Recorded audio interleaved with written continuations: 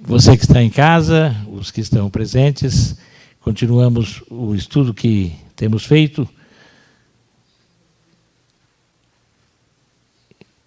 que é conhecendo Jesus no Evangelho de João, estudando sobre o amor de Deus e como compartilhar este amor. Nós estamos no terceira lição, terceiro encontro, estudo, e Jesus, o meu único Salvador. Pedir ajuda aqui do pastor da Estela.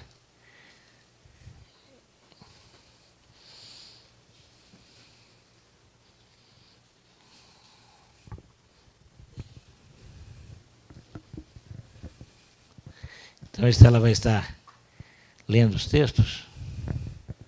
Fica aqui. Fica aqui. Fica no mesmo nível, Estela. Não quero ter níveis diferentes. Vamos ficar no nível, suba o nível. Ela vai ficar aqui. Pronto.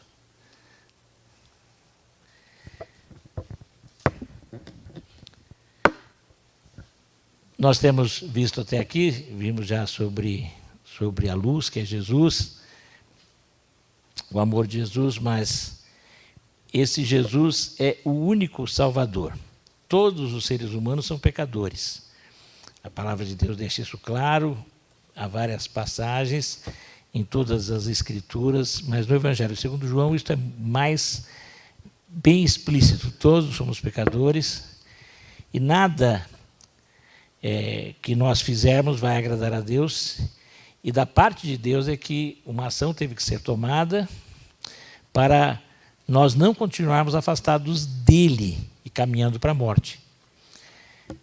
Se todos estamos nessa condição de pecadores, não podemos salvar outras pessoas, porque cada um é responsável pelos seus próprios pecados. Eu não salvo ninguém. A única forma de sermos salvos é alguém que não seja pecador morrer em nosso lugar. Isso faz sentido para você? Nós, pelo estudo, entenderemos um pouco melhor pelos textos que se seguem. Jesus nasceu e cresceu como uma pessoa comum. O Jesus Salvador é também humano, e plenamente humano, por isso ele pode se identificar comigo e com você. Eu não preciso de outro ser humano entre eu e Jesus. Jesus é o único que me liga a Deus, porque ele, sendo totalmente homem, me entende plenamente e passou por todos os problemas que nós, seres humanos, passamos. Em João 4, 6 a 8, na página 10, você encontra isto. E estava ali a fonte de Jacó. Jesus, pois, cansado do caminho, assentou-se assim junto da fonte. Era isso quase a hora sexta. Veio uma mulher de Samaria tirar água. E disse-lhe Jesus: dá-me de beber, porque os seus discípulos tinham ido à cidade comprar comida. O que vemos nesses versículos que mostra que Jesus era um ser humano como nós? Ele está indo para Jerusalém, passa por Samaria, uma região que estava entre Galiléia, onde ele morava, e lá a Judéia, para onde ele ia. E nessa região ele encontra a mulher, é meio-dia, a hora do sol alto, os discípulos vão comprar comida, por quê? Porque Jesus estava com fome. Ele para ali para descansar, ele estava cansado. E ele estava com sede. Ele teve sede. Aqui foi colocado com sede, mas na verdade com sede, ele tinha sede. Então Jesus teve cansaço, sede e fome. Jesus tão humano quanto eu e você. Eu tenho cansaço, eu tenho sede, eu tenho fome, necessidades físicas que Jesus Cristo teve também. Também ele sentia as mesmas emoções que nós sentimos. João 11, 33 a 35, um texto que mostra Jesus indo ao encontro de uma família querida numa cidade bem próxima a Jerusalém, chamada Betânia, que era a família de Marta, Maria e Lázaro. E o que o texto diz? Jesus, pois, quando a viu chorar, E também chorando os judeus que com ela vinham, moveu-se muito em seu espírito e perturbou-se. E disse: Onde o pusestes? E disseram-lhe: Senhor, vem e vê. E Jesus chorou. Ali, ao receber a notícia da morte do seu amigo, chegando ali e vendo as pessoas chorando, como que Jesus estava se sentindo? Comovido e triste, ao ponto de chorar. Então ele teve os sentimentos que eu e você temos. Jesus tinha o sentimento de amizade, Jesus tinha o sentimento de tristeza, mas ele não sabia da morte, ele sabia, mas ele foi humano e a morte dói para o ser humano. E ele sentiu a dor da morte. Ele sente a tristeza da saudade do amigo. O choro que temos na morte, e não há erro em chorar na morte. Eu já vi pessoas falando, não, você é cristão, você não pode chorar. Jesus chorou. É um dos textos que mostra claramente. Porque a morte, ela é tristeza, e Jesus, como ser humano, sentiu a tristeza. Por isso, ele ficou comovido. E Jesus foi um homem como todos os demais. No entanto, nós percebemos na sua vida uma diferença. E aí a diferença entre Jesus e nós, entre Jesus e todos os outros seres humanos. Ele teve fome, ele teve sede, ele teve cansaço, ele se emocionou, ele teve tristeza, mas a diferença está em João 8,46. Quem dentre vós me convence de pecado? E se vos digo a verdade, por que não credes? Jesus disse que ninguém poderia convencê-lo de que ele possuía uma coisa. O que é que Jesus não possuía? O pecado. Jesus nunca pecou. E nisso está a diferença entre o homem Jesus e eu. Entre o homem Jesus, o ser humano Jesus e qualquer uma das irmãs aqui. Ele nunca pecou. Jesus foi enviado ao mundo para nos salvar. E isso não seria possível se ele tivesse o seu próprio pecado. Por isso, ele foi tão perfeito que ele nasce de uma virgem. Ele não trouxe nem o pecado original, o pecado hereditário que nós temos. Ele vem da mulher, ele foi gerado pelo poder do Espírito Santo, e nem nisto ele teve o pecado que todos nós temos. Ele foi perfeito, ele agradou ao Pai em tudo, viveu como nós deveríamos e não conseguimos viver. Por isso ele pôde trocar de lugar conosco e nos salvar. Muitos já ouviram falar que Jesus morreu na cruz, mas nem todos sabem por que isso aconteceu, já que ele era uma pessoa tão boa e especial. Alguns acham que Jesus foi morto apenas por causa da inveja dos líderes religiosos da época.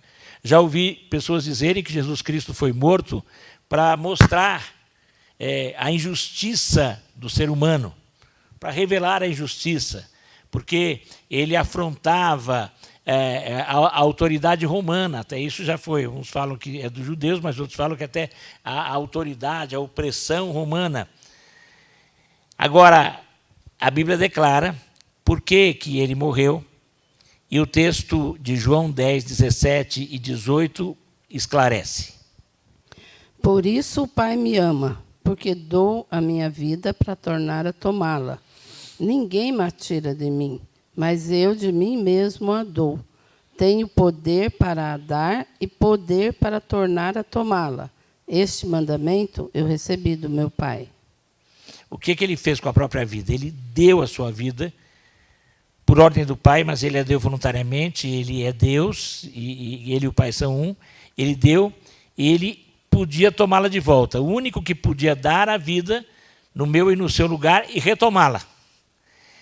Além do fato dele ser perfeito e, portanto, ser o sacrifício perfeito, sendo o próprio Deus, ele foi o ser humano perfeito e, nesse sentido, ele fez o único que poderia realmente ser um sacrifício perfeito. A Bíblia mostra isso desde o Antigo Testamento, quando Deus faz as exigências de se matar animais. E os animais eram mortos não para matar a fome de Deus.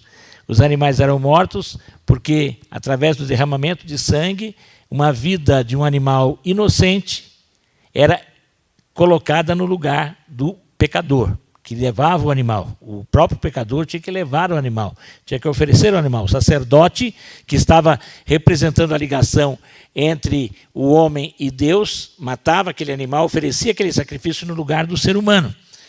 E os animais, para serem mortos, aqueles animais que Deus ordena que fossem mortos, tinham que ser animais sem nenhum defeito. Os animais, do ponto de vista, pelo menos humano, perfeitos, sem defeitos, não podiam ser animais mancos, machucados, feridos, e sem manchas. E esses melhores animais eram perfeitos no lugar dos imperfeitos, dos pecadores. João Batista, quando vê Jesus Cristo, ele anuncia: eis o Cordeiro de Deus que tira o pecado do mundo, o único ser humano perfeito, que é o Cordeiro perfeito. Ele entrega a vida dele por nós, o ser humano perfeito, morre por nós imperfeitos, mas como Deus, ele retoma a sua vida. Então, o valor do sacrifício de Jesus serve até hoje, por isso não precisamos matar e repetir o sacrifício de Cristo, nem simbolicamente. Na ceia do Senhor, por exemplo, nós não repetimos o sacrifício de Cristo, nós nos lembramos do que ele fez, mas não repetimos, porque ele morreu de uma vez por todas. Por ser eterno, o valor do seu sacrifício tem valor eterno. Ele é Deus, ele é eterno. Então o que ele faz é eterno. O sacrifício que ele fez é eterno. Ele morreu uma única vez, por mim e por você. E por isso, nós que também morreremos uma única vez, para podermos viver para sempre com ele, temos que aceitá-lo em vida, aceitar o sacrifício que ele fez em nosso lugar, no seu e no meu lugar.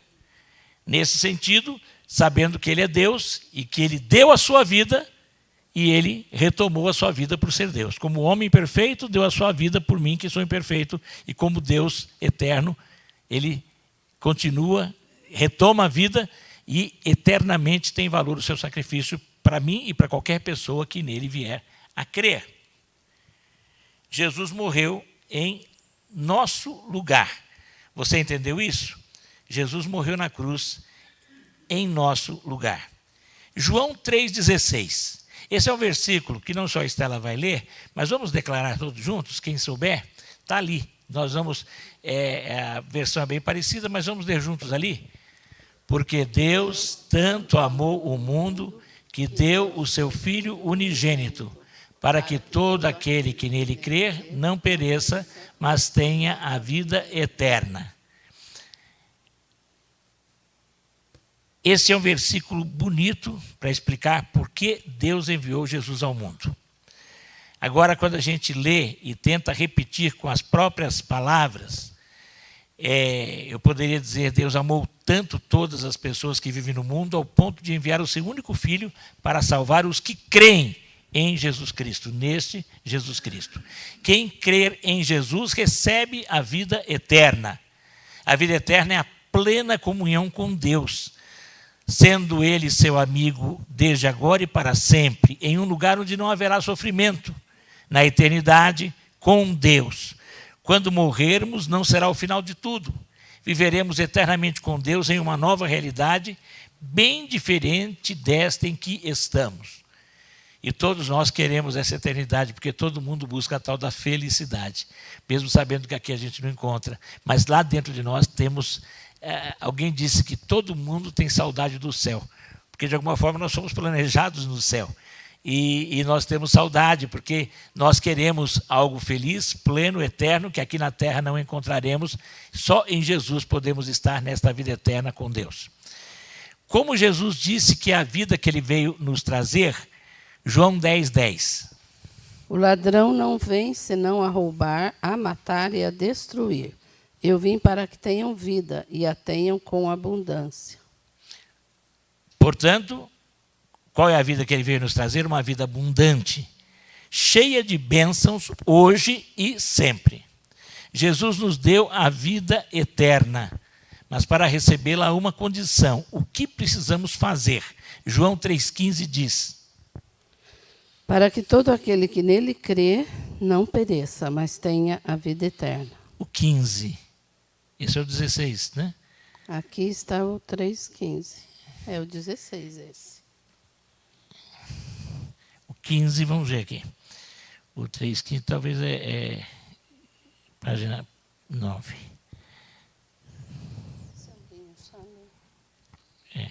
o versículo 15, ele diz assim,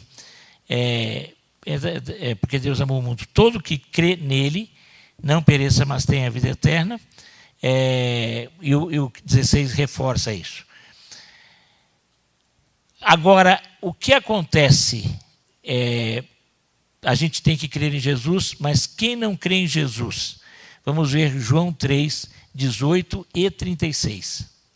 Quem crê nele não é condenado, mas quem não crê já está condenado, porquanto não crê no nome do unigênito Filho de Deus. Aquele que crê no Filho tem a vida eterna, mas aquele que não crê no Filho não verá a vida, mas a ira de Deus sobre ele permanece. João 3, 18 e 36. O que acontece com quem não crê já está condenado. A ira de Deus sobre ele permanece, porque Deus ele ficou irado com o pecado, o ser humano tornou-se pecador, e quando não se arrepende, essa ira de Deus contra o pecado se volta contra aquele que está em pecado. Não que Deus tenha raiva de alguém, e ela de imediato é suprimida quando aquele que tem pecado se arrepende e aceita a única oferta necessária para o perdão e salvação. Recebe Jesus humildemente reconhecendo que ele não pode fazer nada e que Jesus fez tudo. Alguém já disse que para ir para o céu, antes de mais nada, o ser humano tem que ser humilde. Ele tem que deixar de confiar na sua própria capacidade de autojustificação. Um dos problemas mais sérios é que as pessoas dizem: o evangelho é simples demais, mas eu tenho que fazer boas obras, eu tenho que guardar os 10 mandamentos, eu tenho que fazer isso, eu tenho que fazer aquilo, ou eu não posso fazer assim, ou eu não posso fazer assado, eu. E o eu é nada. O eu é o ego, o ser humano. Eu nunca conseguirei fazer nada. Eu tenho que deixar de crer em mim e humildemente reconhecer: eu não consigo. Deus consegue tudo e conseguiu o perdão em Jesus. E o que eu tenho que fazer é tão somente dizer: realmente eu sou impotente, sou um pecador miserável, nada mereço, mas confio na tua misericórdia e graça. Confio no que Jesus fez há 2000 anos atrás, porque eu sei que o que ele fez tem efeito eterno e vale para mim hoje e valerá para todos que vierem até a volta dele. Quem se arrepende do pecado e crê em Jesus passa a ter uma amizade com Deus cheia de alegria, paz, esperança e relacionamentos restaurados. Quem não crê em Jesus está condenado à morte eterna. Isso significa viver para sempre nas trevas, longe de Deus, em um lugar de sofrimento que nunca acaba, chamado inferno. O inferno é a ausência de Deus, é afastamento eterno de Deus. Muitos dizem que acreditam em Jesus, mas será que estão salvos? Falar em inferno é uma coisa que de vez em quando a gente escuta. O inferno é aqui. Não, aqui não é o inferno ainda. O inferno é muito pior. Se você acha que aqui está ruim, o inferno é muito, muito, muito, muito pior. Porque aqui ainda há esperança. No inferno não há esperança. O inferno é eternamente separado de Deus, sem esperança alguma. Pode até ser um mundo como este, mas sem esperança. Em que você vai sofrer, sentir dor e saber que nunca essa dor vai passar. Nunca, nunca, nunca. Isso é o inferno. Separação eterna de Deus, e ele é uma realidade. O inferno é uma realidade. E a Bíblia fala do inferno, sim. E a Bíblia fala da condenação eterna, sim. Para aquele que não crê em Jesus de todo o coração. Para aquele que humildemente não se entrega a Jesus. Não há outra chance. A chance que você tem é aqui. A vida é agora. E só agora você pode ter o perdão se humildemente reconhecer a sua condição de pecador, de pecadora, se arrepender e confiar de todo o coração naquilo que Jesus fez e no que ele pode fazer por você. Mesmo que você não se sinta com forças, ele vai lhe dar forças para viver a vida que agrada a ele pelo poder do Espírito Santo. Muitos, crer não é apenas aceitar na mente o fato de que Jesus morreu na cruz. Crer envolve algo muito mais profundo, envolve reconhecer que nunca vai se conseguir salvar e por meio de tentar melhorar o seu comportamento, frequentar igreja, fazer grandes sacrifícios, nós nascemos com um problema, somos pecadores. Crer em Jesus é parar de confiar em nós mesmos, confiar apenas nele para a nossa salvação. Não basta acreditar que ele é o Salvador do mundo. Você precisa crer que ele é o seu Salvador e que ele tem que ser o seu Salvador pessoal e Senhor da sua vida. Responda a próxima pergunta, sendo sincero com você mesmo, diante das verdades sobre o que significa crer em Jesus. Você já se considera salvo por ele? Responda no seu coração essa pergunta. Se sim, por quê? E se não, o que falta? Você já aprendeu coisas muito importantes e vamos ler juntos o que está aqui. Vamos ler. Jesus é o Salvador que morreu pelo pecado de todo aquele que crer nele. A salvação que Jesus oferece envolve uma vida plena e eterna com Deus. Crer em Jesus é confiar nele como única esperança de salvação. Quer receber Jesus como Salvador? Ore do fundo do coração. Jesus, eu te agradeço por ter vindo ao mundo por amor, para morrer em meu lugar. Eu admito que não posso me salvar por aquilo que faço, mas o Senhor pode salvar pelo que fez por mim. Eu me arrependo do meu pecado, salva a minha vida. Amém. Completa, Senhor, esta palavra em cada coração e nos dê forças para compartilharmos com outros acerca desta mensagem do teu amor e da realidade do homem sem o Senhor. Em nome de Jesus oramos. Amém.